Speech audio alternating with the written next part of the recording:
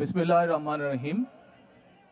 আমি মরহুমা বেগম খালেদা জিয়ার বড় সন্তান তারেক রহমান।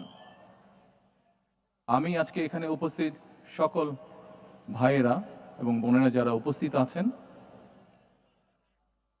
মরহুমা বেগম খালেদা জিয়া জীবিত থাকাকালীন অবস্থায় যদি আপনাদের কারো কাছ থেকে কোনো ঋণ নিয়ে থাকেন, দয়া করে আমার সাথে যোগাযোগ করবেন। আমি সেটি পরিশোধের ব্যবস্থা করব ইনশাআল্লাহ।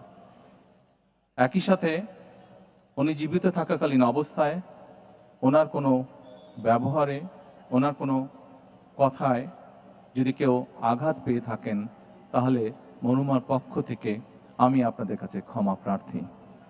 দোয়া করবেন আল্লাহ তাআলা যাতে ওনাকে বেহেশত দান করেন। আসসালামু আলাইকুম।